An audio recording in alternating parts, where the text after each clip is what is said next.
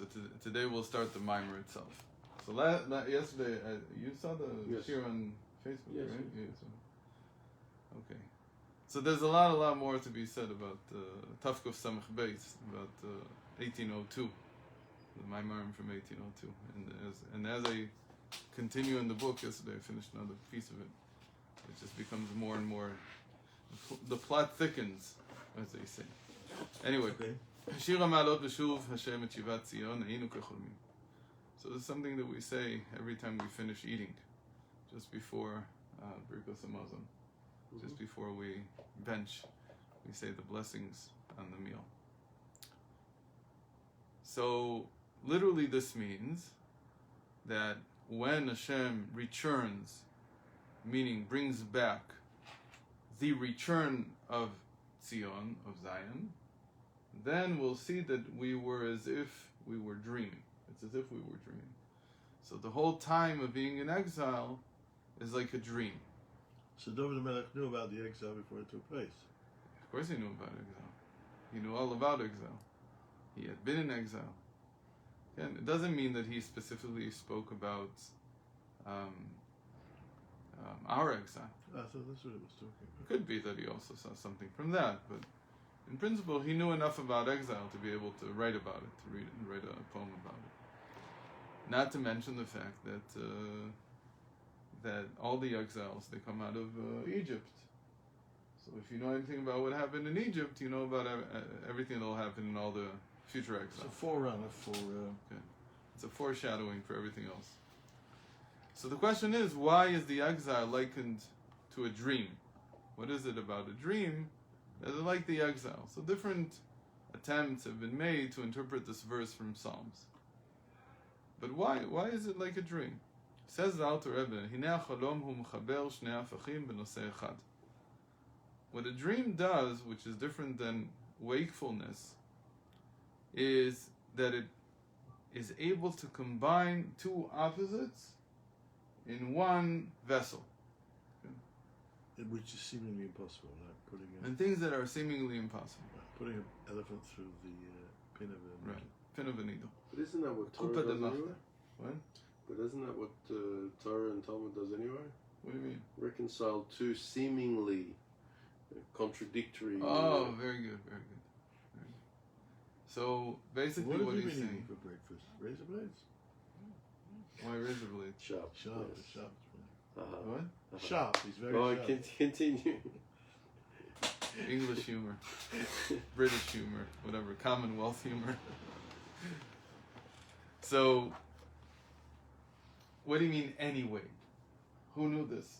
How did you know this? The picture that most people have of reality is that reality is supposed to be coherent.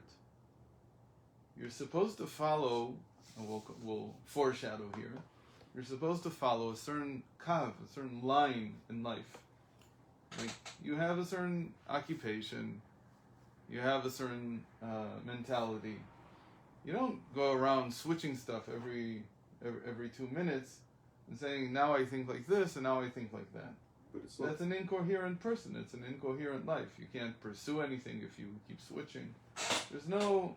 You have to be... Rav you have to changed his persevere. mind in the Gemara? What? Why do you have to Rav switch? changed their position in the Gemara? No, they just reconcile No, but I'm things. saying in life, you can have a differing opinions. Okay? I used to think this way, now I think that way, even though most people never change their opinions. But let's say you do that. So that's fine, but here we're talking about what are you pursuing in life? What are you doing? So we know that the person who's jumping from one thing to the other is very seldom met with success. It's not a good plan for life. Okay? Yeah, people expect you to be one thing and not the other. Don't be wishy-washy. Right. Don't.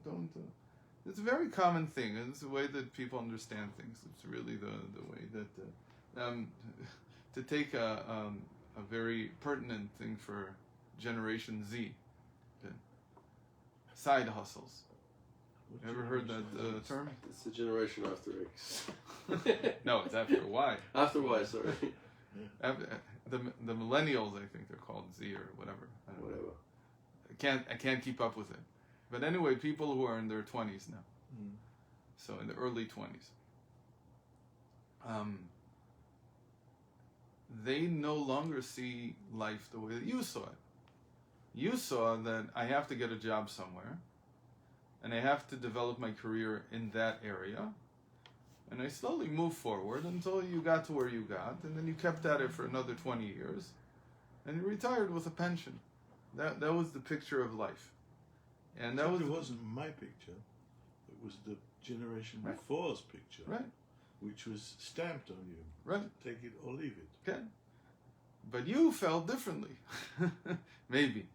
But you still did it. Why did you do it? Because that was the only path to support your family, to build a life. I left and I went to yeshiva. Okay, but after you left for yeshiva, when are you talking about when you were 65? No, when I was 25, Now, 26. settled, but then you hadn't started your path yet. But once you started your path, you stayed on it for about 40 years. Right. And you couldn't do stuff on the side. I mean, you couldn't really do something on the side because your job took up all your time. So you didn't have the concept of a side hustle, as it's called nowadays. It's an old term. I think it's been around since forever in America, at least. What does a side hustle mean? That you're not just, you're a On the jack of side. all trades. You're doing other stuff, and it turns out that today there's less and less, especially now with Corona, and people seeing that they need to work from home, and the whole concept of a career has changed. So people are not buying into so much the idea of a 9-to-5 job, and they're looking at their life as more taking opportunities in this and this and that, whatever they can do. Even education is changing in the sense that it used to be very clear that you went into, I won't even tell you how it is in Torah, but it used to be very clear that you went into college and you started some degree, and then you became an expert in it, and 4 years later you started your master's, and then you did your PhD, and then you continued down that path. But college is broken. Everybody knows it's broken. You don't have to be 20 years old to understand that it's broken. Why is it broken? Because if the purpose was to give you knowledge, Failed. I don't need it. I don't need college anymore. I have as much knowledge as I want without going to college. What I don't have, and that's what's missing, is Practical experience. maybe practical experience. What I was going to say is, Learning what how to I'm learn. right, I don't have the study habits. You have to buy the study habits somewhere. You have to learn how to learn. You have to learn how to have stamina when you're learning. So if you can't sit down for 5 hours and become one with the text, you don't yet understand. It's very hard to buy in-depth information without doing that, especially when you come to something like mathematics. So you see that there were the people who went to college, and then there were the geniuses, the ones who really knew who really knew mathematics. They didn't need what they taught them in college, because in fact they probably failed because it wasn't interesting to them. They were way beyond that. So in many ways today, a 20-year-old won't find much interesting in a college setting, because anything that you could teach him, he could have read 2 years ago on the internet. There's no reason not to. It used to be that the reason was that that the colleges had libraries. And when I was in college in the 1980s, or late 1980s, 1990, there was no other way to get to knowledge. There was just no other way. The internet was just starting. It was just the very, very beginning of it. But I spent all my time in the library because I wanted to gain knowledge. Even when you talk about Yiddishkeit. So it used to be that you had to go to yeshiva. And the only way that you could know something, you could start maybe on brachos stuff base in the second blot of brachos, and then 8 years later you could finish the end of Even HaEzer. If you really wanted to finish Shas in 4 years, Shulchan Aruch in 4 years, you'd have seen all of Torah, but you needed somebody to teach you. You still need somebody to teach you, but you don't need to see him anymore. You have as many classes as you want. And since Corona, I think it hasn't just doubled, it's like quadrupled in live classes. You can learn any topic you want in Torah and never set foot inside a yeshiva. So that's disruptive to all these linear directions in life. It sort of destroyed them. My son told us on his weekly lecture that he suddenly discovered that the greatest expert in the family about Zoom, who knows every single thing about it, and how to set it up and how to organize it, side rooms, inside rooms, and His wife. is his 6-year-old daughter. 6-year-old. She But a can woman. She can run the Zoom, without even thinking about it. Right, Like, right. So that means that you're not linear. And the whole idea of a dream is that it's not linear. There's no timeline in the sense that things have to make sense in terms of their development. Because there's no real development. If there's development, it's hidden. You don't see it. So it used to be that going to a yeshiva required you to act a certain way. It required you to act in a certain way that was befitting a yeshiva bacher. You had to. If you weren't, you were kicked out. You couldn't walk around with a t-shirt. Some yeshivas do, but in normal yeshiva, you couldn't walk around with a t-shirt. You certainly couldn't wake up at 12 in the afternoon if you wanted to. And most importantly, you couldn't lead a lifestyle that was not befitting a frum Jew. So there was no discipline. What? Now, there's no discipline. But now, that's gone.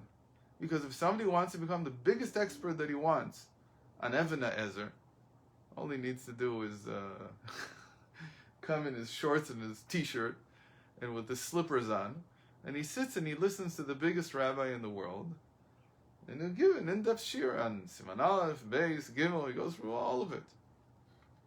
And he could emerge, if he really dedicates himself to it, he could emerge in 2 years, Mamish Dayan, somebody who knows.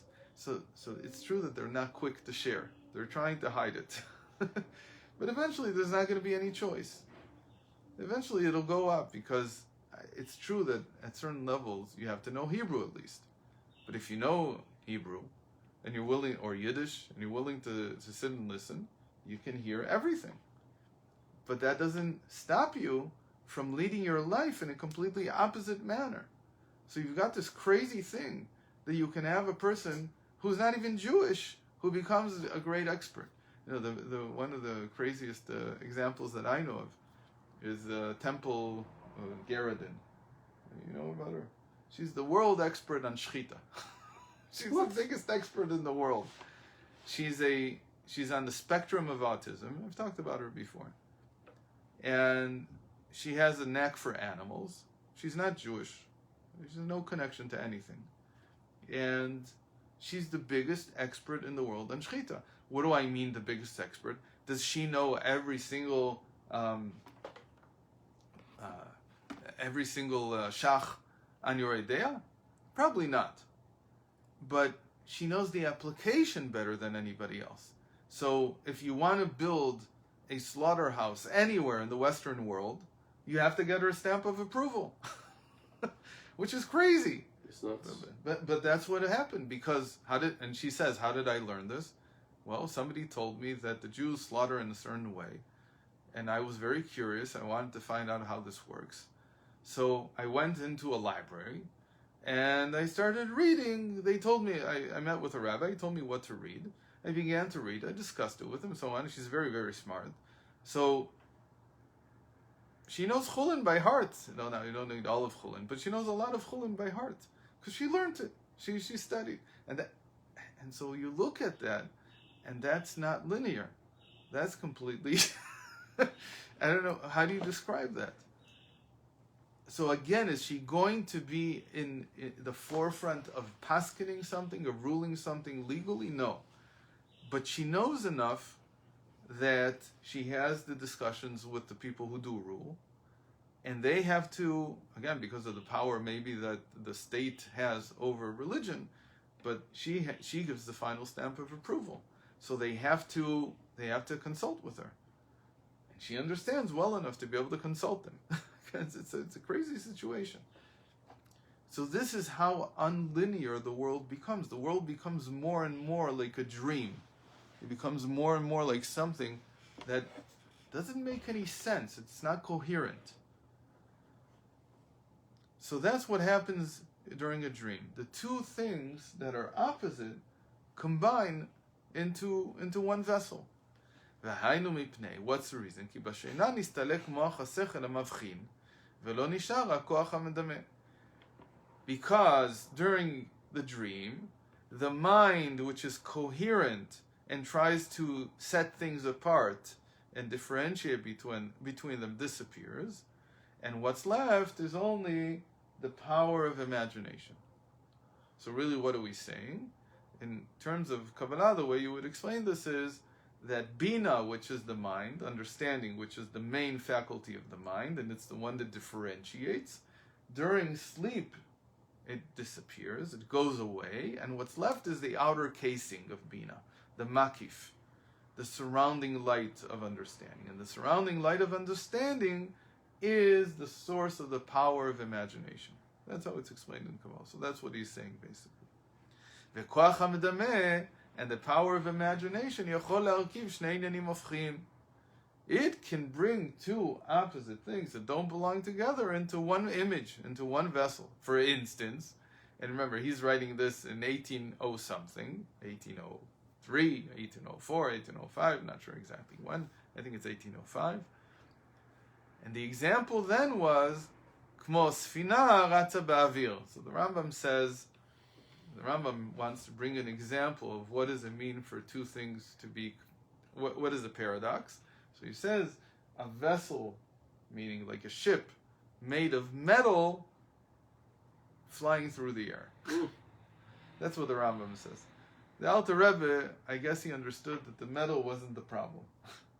So he drops the metal. It doesn't say a ship made of metal like the Rambam. He just says a ship running through the air. They had not seen one yet. But we do. We see them every day. They're made out of metal. They're fine. They fly very nicely. But to the mind of the person who's linearly and coherently thinking, that is a paradox. That's putting two things that don't belong together into one vessel. Because a vessel is supposed to be held up by something. And the air is not something that holds anything up. And yet, here you have this image in your mind of a vessel flying through the air. And that's exactly what we created. But in this particular example, it's the gap is the knowledge. It's not that it's a paradox. There is no paradox. It's just a gap in knowledge. That's the myth of technology. That technology thinks, or scientists at least think, that technology advances because we learn something. The problem with technology is what you can imagine. It's not what we know. It's the limit of your what imagination. really limits. Correct. It was known back then. For sure. Because Da Vinci already figured it out. Did that there's such a thing called lift. Yeah. There is such a thing if you have wings. So the problem is not the knowledge. You may have all the knowledge at your fingertips. So that was the 1400s. The problem is, he's in the 1500s. The problem is that there's not enough imagination going around to put them together. He actually had drawings. He actually had drawings for a helicopter. Yeah. So there's a, you know that in Greece they invented the steam engine. Ancient Greece. Yeah. I'm talking about 300 BCE. There was a steam engine. It was found. But they didn't know what to do with it. There was no imagination. There was no ability to put it together with anything. So it was made into a children's toy. Okay. So somebody was very creative. That's as creative as his imagination took him. And that's what he created. When Steve Jobs first proposed that you could manipulate a screen with your finger. So what did people say? That'll never work. Why? Because we know that when you put your finger on glass, it leaves a film of grease. Residue. It's not going to work. So what? It turns out it doesn't matter. People are perfectly happy with it. It's the most natural thing in the world. He says it's the thing you point with. What do you mean? Why would you not use it?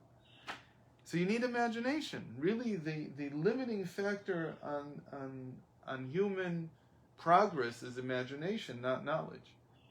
We have so much knowledge already that that's not the issue. You come to a doctor today, and you tell him, look, I read so-and-so. And he looks at you and says, don't tell me what Dr. Google said. Don't bother. I don't want to hear about it. Why? Because he has no imagination. It's not just his hubris. Hubris cancels out imagination, or to say it another way, hubris comes from understanding. The more linear you are, the less open you are to things being more complex than what you think they are. You can't use your imagination. You're not open to things. No, because they're under attack. They feel Obviously, under attack. they're under attack because their linear way of Right. thinking is under attack. But you deflected my point. Sorry to say, I said that the reason why, that it wasn't really a paradox what he said, the metal ship flying through the air. It was He brought it as a paradox. He brought it as a paradox. It is a But paradox. it wasn't a paradox. But again, don't be afraid of paradoxes. No, but it wasn't a paradox. It is a paradox because with the knowledge that he had and with his capability, here, look, he had an imagination. A paradox would be two magnets which would be simultaneously pushing each other apart and coming together at the same time. No, because really, even in the airship, what you're doing is you're balancing two opposing forces. Right. So they're paradoxical. They can't live together. And what you're doing is you're balancing them. Look, the Rambam had imagination. Proof is here. He just told us a metal ship running through the air. Where did he get that idea from? Right. He had imagination. It wasn't that he didn't have imagination, but he couldn't see how this would actually work out. So he had some limits. The Alter Rebbe doesn't want to say, I think, metal, because he saw it coming.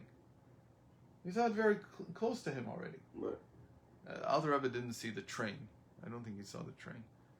But he felt that things are happening. So you've got this new reality. This is the reality of exile. And in this reality of exile... 1800s. Yeah, first one was like in 1820, 1830. There were already trains.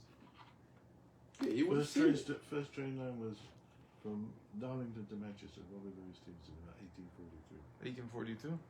About. No, so you wouldn't have been able to see it. He passed away in 1813. But I think they felt that steam was doing stuff already. The steam engine was already around, for sure it was around. Yeah, not a railway on a line. Okay. Anyway, so here you have this whole thing that we have two competing parts of our understanding.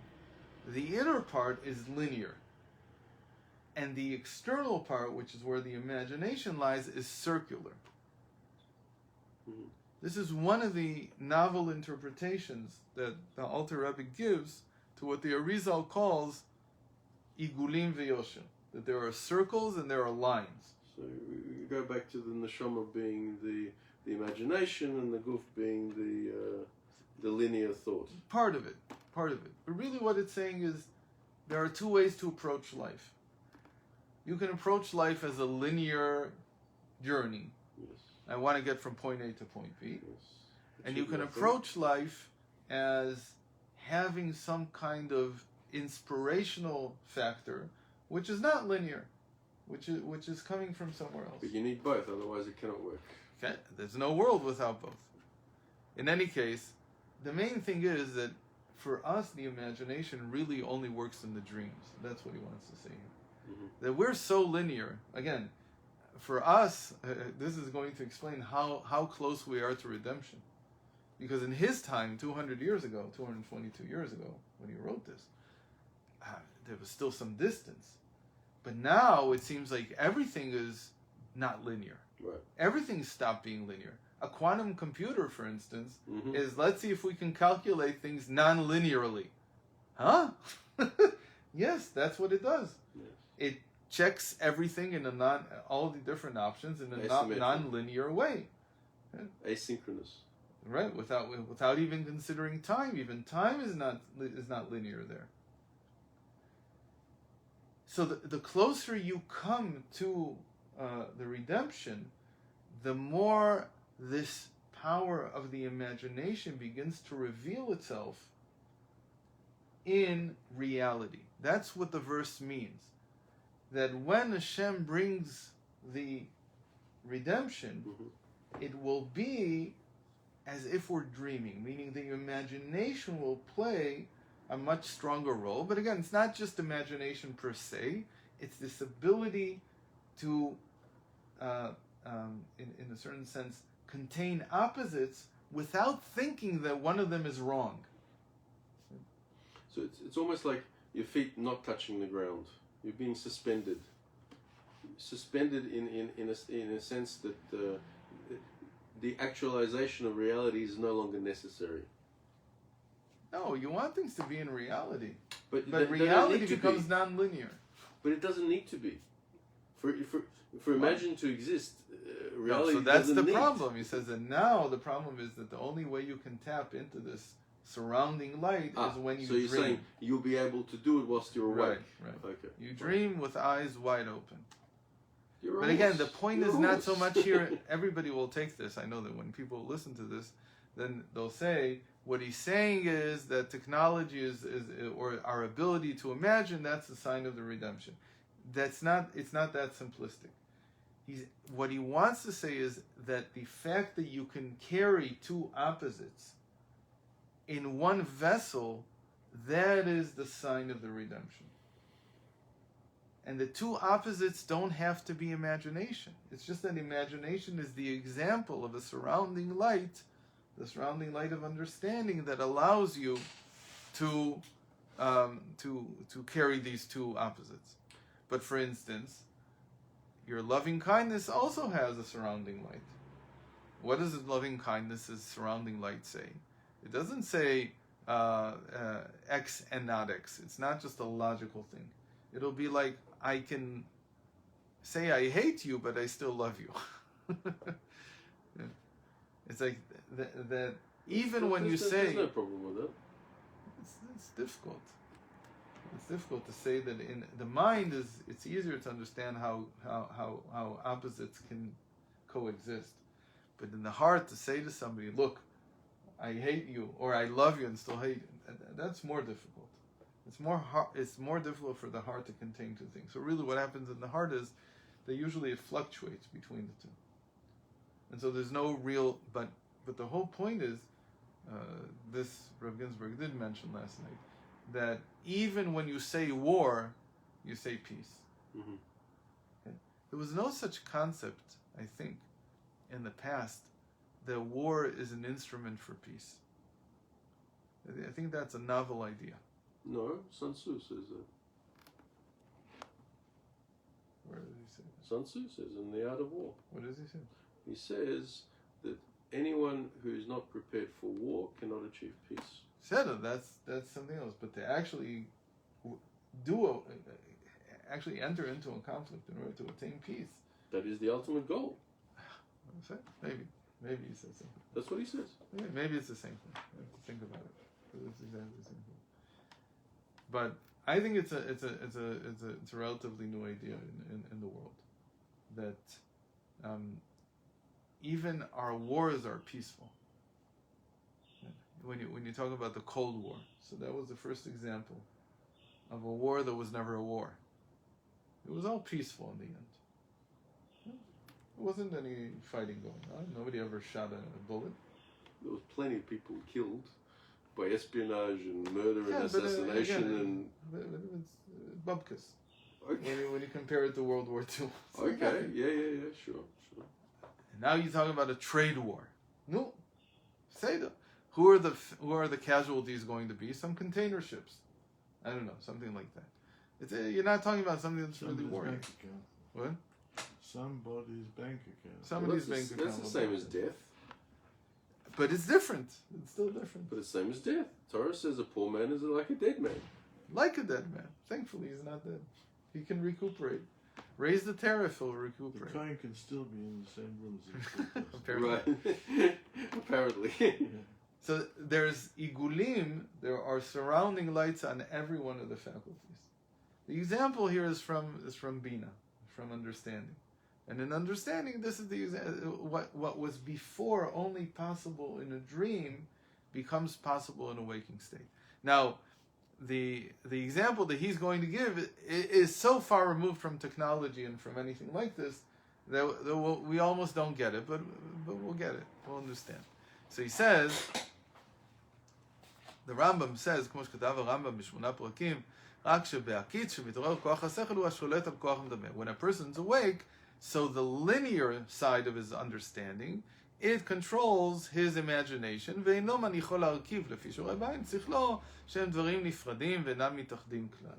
So because when you're awake, you use your linear thinking, and for that reason you can't entertain the imaginary carrying of opposites that you had when you were asleep. וכך העניין בגלות. This is how things are in the galus. What happens in the galus? ניצוץ אלוקות בנפש האדם שהוא בבחינת שינה והסתלקות המוחין. What we call the spark of divinity in each person, it's as if it's asleep. So what happens when it's asleep? It's not busy. So it can put two things together. יכול הוא להרכיב שני דברים הופכים. להיות כל היום טרוד במשא ומתן איש לביצו מקצהו זה, פונה לזיתו. הגם שבתפילה מעורר תאווה עד שתחפץ להתפשט מלבושיה. So he says, what happens? In me, there's something asleep right now. Like I'm asleep and my heart is awake. Yeah, but what's asleep? Asleep is my divine spark. And because it's asleep, look at what happens. 1 hour I'm davening. The next hour I go and deal with physical needs. Mm-hmm. That's a dream. It says that's the dream state. So that dream state is that good or bad? It's necessary. It's bad. It's abnormal. It's bad. But it's abnormal. So it's bad. It doesn't make any sense. Why would you, if you're entirely devoted to Torah and to serving God, so how come you take time away and suddenly take care of your needs, of your physical needs? That's the way Hashem made the world. But so really, he says that this is a state of exile. If Hashem didn't make the world this way, that's what his argument is. That was one of the... Hashem didn't make it necessary to eat and drink and go to the Ken, but he didn't make it necessary that you should go make a livelihood. No. Because how was it supposed to be? Yeah. They're like in Gan Eden, like in the Garden of Eden. Everything Before would the be Chet. found without you having to work hard to get it. That's how it was supposed to be. Which raises other questions, but anyway, you sort of answered them in the past. If there was no work to do, what's the point? There's no rectification. No. It's a failed exercise. Yeah.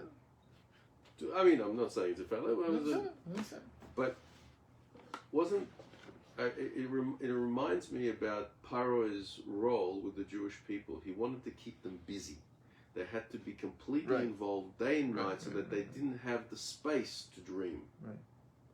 So when you're awake, because of your work, because of your connection to this world, you don't have the capacity, usually, in order to go into that dream state and therefore become connected with that other sense. Again, he's turning the tables now. He's saying that dreaming is not good for the divine spark.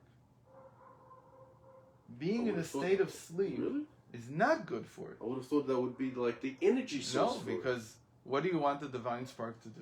You want it to work all day. Work at what?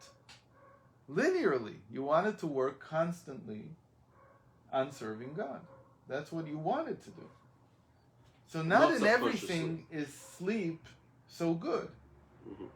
When you talk about the redemption coming, so yes, there's an element that you have to, it's like sleeping.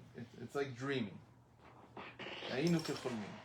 Really, he's saying here that from the point of view of the divine spark, the way you read this verse is that when the redemption comes, I will wake up and I'll see that hayinu kecholmim. I was sleeping. Right. And when I was sleeping, I had this terrible dream. And in my dream, it worked like this. I woke up in the morning. I said Modani. I went to daven. I learned something. And then, God forbid, look at what happened. It's a nightmare. I had to go to work. It says, how come I have to mix these two things together. So the point of view of the divine spark, it's the opposite. The dreaming is terrible. I don't want to dream. I want to be singularly devoted to Hashem. He's going to turn the tables again at the end. But right now, again, we go to work, and we don't just go to work doing parnasa. We go to work to do mitzvah, to be mekari of all the people who are around us. So that's the Rebbe's attempt to start So he making wants it to linear, bring the to wake subconscious you up. into the conscious. Right. He wants to bring the subconscious into the conscious and unite it. Make it like the Rav said last night. Right. So this Exactly will get like the to Rav said last that night. will turn the tables again as we go on. But right now he's saying what it really means is Ayinu kecholmim is not what people think. People think it means when the redemption comes, it's like a dream. He says no. From the point of view of the divine spark, it's the opposite. That the exile was like a dream. And when you finally reach the redemption, you can live a linear life. Meaning there's nothing getting in your way from just serving Hashem. That's all you do all day. And you're very happy with it. And the divine spark is happy. The soul in you is very happy all the time. But now, the way it is in exile, it's like a dream. And here, in the way that it is like in exile, we have to combine things that are not supposed to combine. Okay? So this is where it's a cliffhanger. So how do we get to what we talked about in the beginning? So that we'll see tomorrow. It was interesting, like at the Farbrengen, that rabbi who was speaking, that last thing he said.